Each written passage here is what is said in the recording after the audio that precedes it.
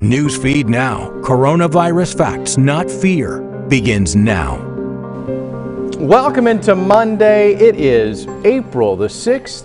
Thanks for joining us on Newsfeed Now. I am Aaron Nolan. Let's jump right into the latest numbers, updated numbers from over the weekend. Over 337,000 U.S. cases, nearly 10,000 deaths. If we look at the big map, the state of New York, 123,000 cases. Really the epicenter. We're going to talk more about New York in just a moment. That's where the most cases are. Louisiana, New Orleans area, a lot of cases with 13,000, but really nothing coming close to the 123,000 in New York. And again, that's something that is expected as we go forward here and as our future continues to unfold day by day. Is more testing plus more population is going to lend itself to higher numbers. That's what we're seeing really all across the country. In New York as well, this is pretty interesting to me. A tiger at the Bronx Zoo has tested positive. Researchers believe she caught it from a zookeeper. Several tigers and lions started showing signs of respiratory illness. The thought is maybe more of those big cats will have problems. Health officials suggested testing this tiger for coronavirus, and sure enough, she has it. Now, the thought is, if you have coronavirus now with this newest information, stay away from your pets just like you would people. American Airlines drastically slashing travel to New York City. Get this, the carrier dropping operating flights to just 13 a day. It was 271 a day just last year. This announcement comes one day after United cut flights to New York. Other airlines, including JetBlue and Spirit Airlines, suspended services. United and Delta Airlines are giving customers more flexibility for rebooking flights. United customers can now use travel credits within a 2-year window. They usually only have a year to do so. That's true regardless of when flyers receive the credits. Delta making a similar move. Travelers can change to other flights within a 2-year span, but Delta's offer is for April and May flights that were booked before April the 3rd. While staying at home, your lawmakers are working on the next step in this battle, and of course that means saving lives, saving jobs, rebuilding the economy. Kelly Meyer finds out that lawmakers are kind of divided on what's next. We are going to need probably at least one more round of stimulus investment. North Carolina Democrat Congressman G.K. Butterfield says lawmakers are already at work on more coronavirus relief funding. He says he's been talking with his colleagues about rolling out a large infrastructure package in the coming weeks. The infrastructure is very important to Eastern North Carolina because it will include rural broadband. South Carolina Congressman Joe Cunningham says he wants to help the struggling food and beverage industry in his state. Something I've talked with leadership directly about, making sure that the tourism, food and bev industry, it's the backbone of our economy down here, and it's hurting. As these Democrats are pushing for more relief for their communities, Speaker Nancy Pelosi is on board.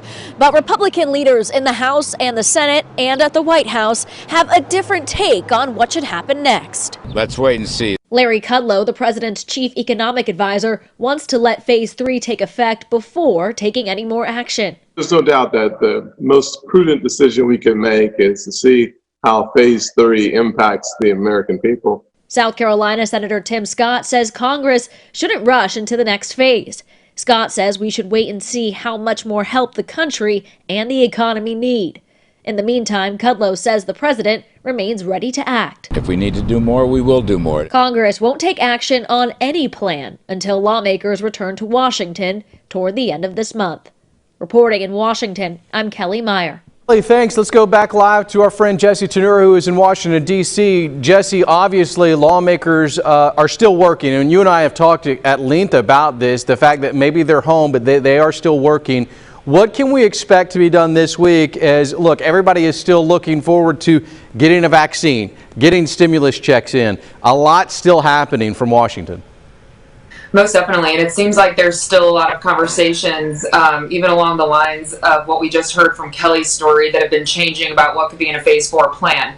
We talked about this last week, and I was saying that, it may just be Phase 3, kind of round 2, where you have more of the direct payments to individuals, more unemployment benefits kind of kick in. But then, just as early as just a couple hours ago, we're hearing that things like infrastructure could be in this this package. And so it sounds like there were negotiations happening over the weekend. We're kind of back to where we were as far as the legislation goes when Congress left. And so, yeah, there's still a lot of moving parts here, and we'll see where they end up landing on a plan for phase 4. Jesse, we've been told that the next 2 weeks are going to be bad. This is could be the peak. We sure hope it peaks sooner than later so that we can start the recovery process. But my concern turns to small businesses. I have seen in my community businesses calling for people to help, to shop from them, find ways that can happen. Has Washington thought anything about giving relief to some of the small businesses, the local businesses that, let's be honest, another month without services, without opening doors could spell doom for them? Yeah, that's what's tough right now. And so the phase 3 stimulus package that Congress passed before they left, rolling that out, there are grants that small businesses can get, but we've still been hearing that it's been a little bit difficult for them to be able to apply for those. And there's also an incentive there too. They have to keep all of their staff hired. Yeah. So that's a kind of difficult. Yeah, that'd be a tough one there. Because you have the unemployment benefits, and so but then you're also getting these grants. So a lot of them I've heard are just weighing what would be better for their employees, and not necessarily even, I mean, of course they're thinking about business, but a lot of them seem to be even focusing more on their employees. But of course, lawmakers, they've been encouraging them to keep them on, because then say if they can say in within 24 hours or something, since things happen so last minute with this, if they could say within 24 hours, hey, you can go back to business as usual, tomorrow, they want to make sure that they can be able to do that quickly. Before you go, Jesse, one thing the CDC said yesterday, and you and I know this is an evolving pandemic. Things change day to day. CDC now saying that face masks should be worn just about any time you go anywhere. They're saying don't buy them right now, but make them rather. But the president said something that I want to get maybe your take on from Washington, what other lawmakers are saying, that masks really aren't for him, that he couldn't see himself wearing that. What was the response yesterday and this weekend when that statement was made after the CDC recommended doing that in public? So I guess you never really thought masks could potentially be partisan, but that's another way that we've kind of seen this evolve as well. Yep. You've, of course, seen Democrats on the attack saying, well, if the president's not going to do it, how can he make a recommendation that Americans do it as well? So it's not this requirement. It's not like you're going to get fined or anything like that, if someone does see you walking around without a mask. But they have just been making the point, you're the president of the United States. You're the one that should be setting the example. And so if you're not doing it, how can we expect, this mass amount of Americans to start doing it? But I will say, as I've been walking around here in DC, those not wearing the mask now are kind of the minority. Yeah, interesting stuff. It seems like, especially in the city you live on, anything can be on party lines. Jesse Tenuro, thanks. We appreciate it. Let's go to Oklahoma, where cases have skyrocketed, seeing more than 1,000 cases. An ER nurse is in quarantine after showing symptoms, but that is not stopping her from sending a strong message to her community. Here's Peyton Yeager. Everyone in healthcare right now may seem like they're tough as nails. And you may say this is what they signed up for, but it's not. From the front line to the COVID-19 test line. Yes, it hurts just as bad as my patients say that it does. Metro ER nurse Nikki Larson now on the other end of the pandemic, still waiting for her results. There are cops there are people in yellow gowns, full protective equipment. The 38-year-old mother of 4 now in quarantine as she battles fever, cough, and body aches, unable to see her children or care for her patients. Listen to the words coming out of my mouth.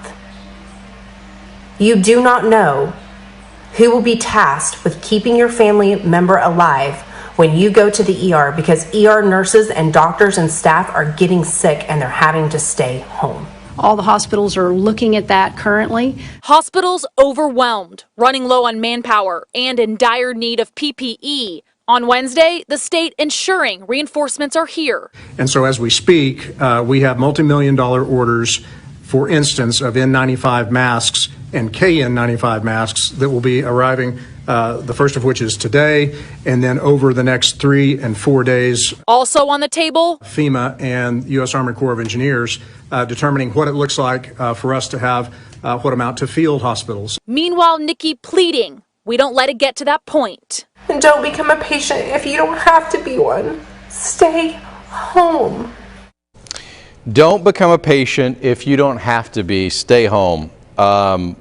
Pretty strong words there. Peyton joins us from Oklahoma City. Peyton, first things first, how is this nurse doing? Did she test positive for COVID-19? So that's the thing. I checked with her as of last night. She's also documenting the whole thing on Facebook because she wants everyone to know. And she has not received her results back yet. I did the story Wednesday and she was tested on Tuesday. So we're coming up a week now. And this is when Oklahoma, state officials and everyone's saying we can test these in 24 hours and 5 hours. And so I checked with her last night and she's still waiting for her test. But she says the symptoms are still there. Her children and the father of the children are in a separate home, so she's not even allowed to see her children. And so she's still in isolation waiting. It's something that is like none other when you talk to someone who is showing symptoms or who has been quarantined. Your emotions based on this, we as reporters, Peyton, are supposed to be void of emotion. It's kind of hard to not feel for this woman. Exactly. I've talked to multiple families here in Oklahoma City where I just have to take a moment after the interview, during the interview. But she's been fighting on the front lines for months now. Months before we've even been reporting it, she says it's been getting to this point.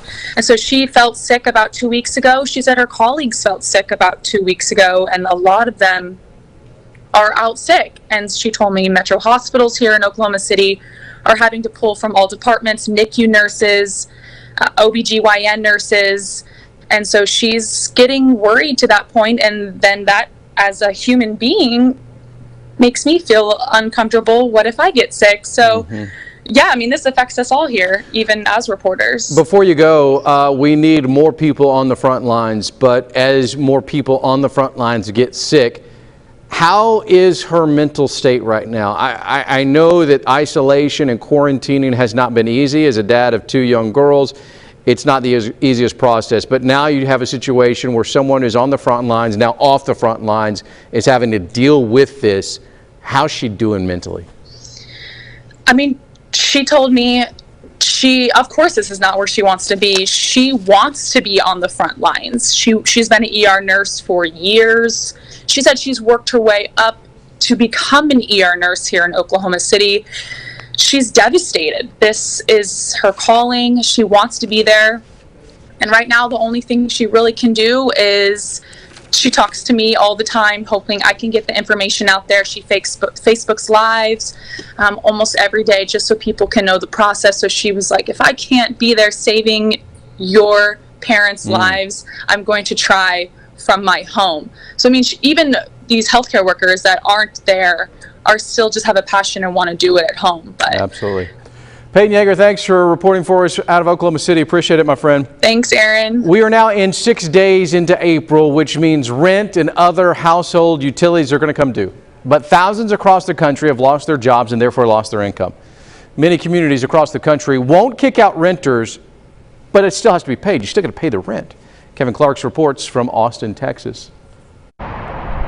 Economic anxiety during this pandemic has reached Austin tenants and landlords, with those we spoke with not looking forward to April 1st. What we are hearing from all of our members, honestly, is that they are wanting to keep folks in their homes. That's Renee Zahn of the Austin Apartment Association. While the city has halted evictions for the next 60 days, she says people who can't afford to make rent should contact their landlord now. Zahn says it could be to the tenant's advantage if the property manager chooses to be flexible on late payments.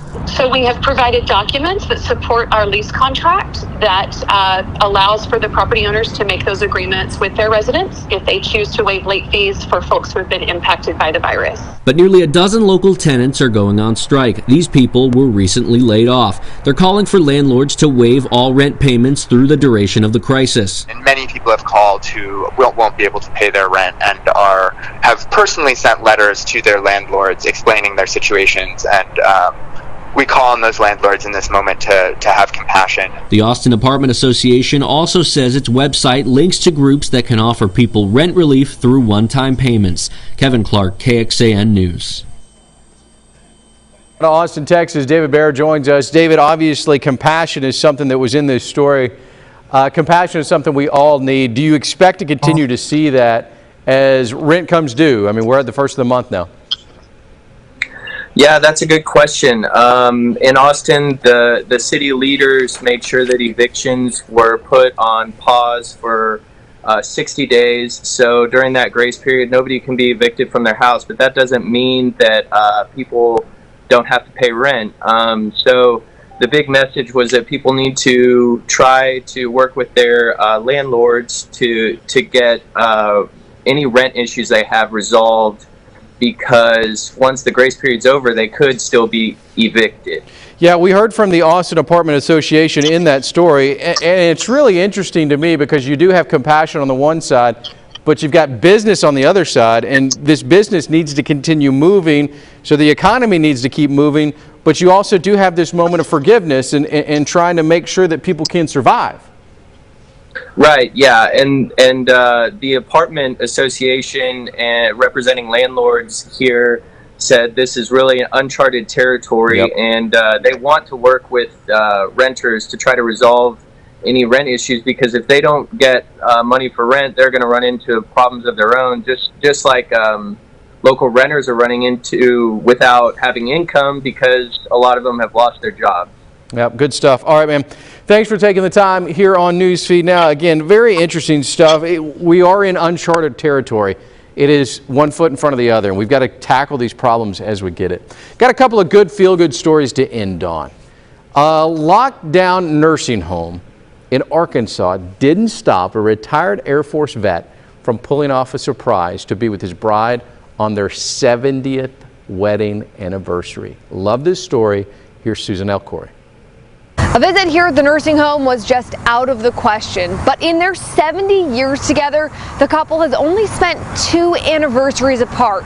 One when he was deployed for the Vietnam War, and the other when he was stationed in France. So they were determined not to add this pandemic to that list. It's not picture perfect. Johnny Whiteside stuck sitting outside his wife's nursing home. I have loved her since the day I met her. Rules here mean he can't take a picture with Louise, who's inside at a window. At least we were together. But this is the only way they can be together, on the same day they walked down the aisle 70 years ago. I would love to give her a hug, but they won't let me. He knows it's the pandemic keeping them apart, and the only time they haven't been together is when the retired Air Force veteran was deployed. I would rather be with her than be with anyone else. So. He's still showing her that, even if it has to be in small gestures. I did order her flowers and a teddy bear. Not being able to touch her myself, I just wanted to have something. All part of the build-up to this moment when he could call his wife and see her. Even that took a lot of help from their daughter, who had to set everything up over the phone. And I can't be there. I'm in Oklahoma. It's depressing, but you've got to find the good things. No better example than her parents. We've had a good long life together. Knowing it's more than just a vow that kept them together for 70 years. I love her. Thank goodness it has been returned. I love that story. I love that couple. Such a great example for all of us. Susan joins us live from Little Rock. Susan, in sickness and health, takes on kind of a new meaning after that story, I'm sure, even for you there, Miss Susan. Yeah. The thought that went into it, we really talked to the whole family. There was another daughter we didn't talk to. She was the one there to kind of see that from start to finish and hear like the whole planning that went into it. It was awesome. For a husband, it's not easy to continue to come up with surprises. After 70 years, he's had to have run through all the different surprises that he had in store until COVID hit. And now something like nothing else. How long did it take for him to come up with this idea in order to surprise his bride? So I started talking to, and they were kind of putting everything together from Monday, and then of course Thursday. out there. There was a lot of coordination of just ordering the flowers, and you wanted something for her to hold on to. Yeah. She couldn't necessarily see him outside the window, but she definitely heard him, knew that he was there. Well, that's the good news there. A little bit of technical difficulties there with Susan, but I'll tell you what, such a cool story, such a good story. And I got to be honest with you, we need more good stories now. Susan Elcori, thank you so much. I'm going to show you one more. This is from John Krasinski's Some Good News, kind of a podcast on YouTube. Somehow he was able to get the entire Hamilton cast together to surprise a young fan. Check this out.